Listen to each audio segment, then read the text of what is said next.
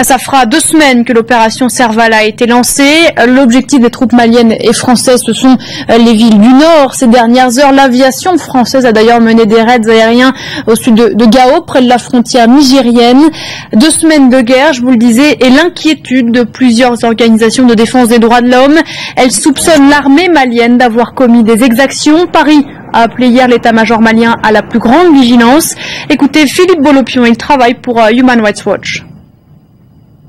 Il y a clairement des cas très inquiétants. Il y a eu plusieurs exécutions, notamment dans la ville de Sévaré, où est votre correspondant. Il y a des corps qui sont en train de se décomposer dans des puits à seulement quelques dizaines de mètres de position qui sont tenus par l'armée française.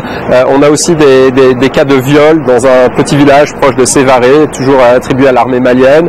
Également 2 Touaregs qui ont été tués par des soldats maliens pas loin de Niono, simplement à cause de la couleur de leur peau. Donc effectivement, c'est très inquiétant. Nos pires craintes sont en train de se réaliser d'une certaine manière. C'est à peine le début de l'opération.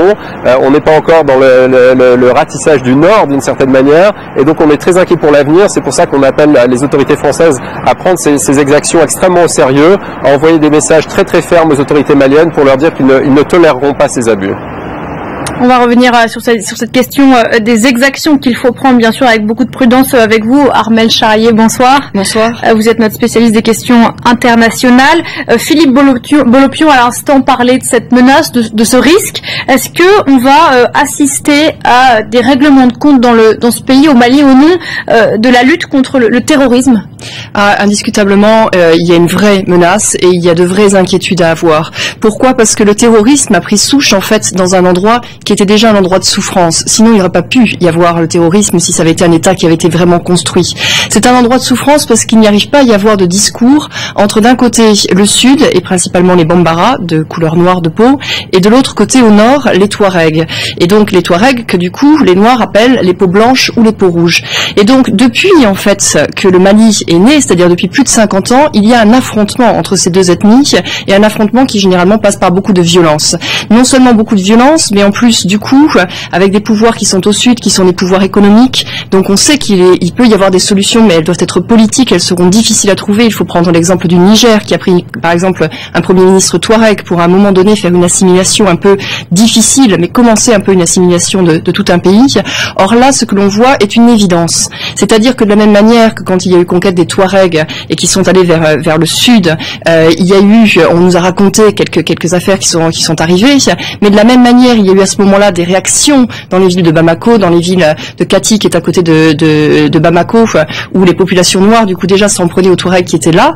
Et là, effectivement, l'armée malienne, en remontant vers le nord, risque de vouloir effectivement se venger et risque de vouloir s'en prendre à la population. Donc les quelques cas qui sont signalés à Mopti, à Sévaré, ou à Niono sont certainement à prendre très au sérieux. L'armée française est très vigilante à ce niveau-là. Elle a parfaitement saisi qu'il y avait une importance à ce niveau-là, donc elle fait passer des messages très clairs à l'armée malienne. Elle s'en est préoccupée depuis très longtemps parce que, par exemple, il y a Bamako qui ne fonctionne plus depuis le putsch, mais il y a une école de formation de maintien de la paix financée par la France ainsi que d'autres organismes, mais voulue par la France pour faire un enseignement aux officiers de l'armée malienne sur ce que c'est qu'un maintien de la paix et donc dire effectivement que des tueries, des viols, etc., il faut absolument les éviter. Mais vous imaginez bien que dans les troupes conquérantes qui vont aller vers le nord, il n'y a pas forcément cette connaissance. Et surtout, qu'est-ce qu'on fait des milices à côté? Donc la crainte Touareg est réelle. Des suspicions, donc d'exactions qui ont lieu dans un contexte particulier. Aujourd'hui, l'un des 3 groupes islamistes armés qui occupent le nord du pays, en Sardine, c'est scindé. Aujourd'hui, une partie de ses membres voulait marquer, d'après ce qu'on comprend, des distances avec AQMI. La communauté Touareg aujourd'hui, elle est divisée. Elle est divisée de toute manière entre les différentes scissions, c'est-à-dire qu'on peut y avoir le MNLA, il peut y avoir Ansar Eddine, il peut y avoir des personnes qui n'ont pas pris position dans ces 2 composantes-là. En ce qui concerne Ansar Eddine, c'est vrai qu'elle s'était composée autour de Yagrali parce que c'était une figure charismatique qui à un moment donné avait choisi l'islamisme pour s'imposer quelque part. Yagrali, il est du clan des Iforas, et dans ce clan des Iforas, tout le monde n'était pas forcément d'accord avec son leadership. Simplement, à un moment donné, il a pris une aisance, qu'il a pris un poids considérable et l'ensemble des IFORAS ainsi que d'autres se sont ralliés face à lui. Aujourd'hui, dans la défaite, certains choisissent certainement de trouver une voie de secours qui leur permet du coup d'éviter d'être dans le même panier que Yagrali. Alors effectivement, il y a ce MIA, le mouvement islamiste de l'Azawad, qui est mené par Aguintala, qui est un des chefs des IFORAS et qui pendant un certain temps avait été assez suspicieux sur le leadership de Yagrali. Donc il y a eu cette scission-là. Maintenant, vous comprenez bien qu'effectivement cette scission, elle n'est pas tant sur des questions de fond finalement. C'est pas ça le plus important. C'est des questions de force. C'est de savoir de quel côté est-ce qu'on se met. Avec un contexte évidemment très particulier, hein, celui de la guerre qui se joue depuis maintenant près de 2 semaines. Quid du rôle du MNLA dans ce nord Mali, un appel du pied, on comprend, à l'armée française. Pourquoi? Alors le MNLA essaie d'exister toujours parce qu'il a des unités combattantes, parce qu'il connaît parfaitement la zone et parce qu'ils ont choisi de ne jamais appliquer la carte islamiste de toute manière. Donc leur position, elle est de dire si à un moment donné vous voulez de l'aide, il faut que nos troupes combattantes s'activent dans cette région qui est la nôtre et que nous connaissons.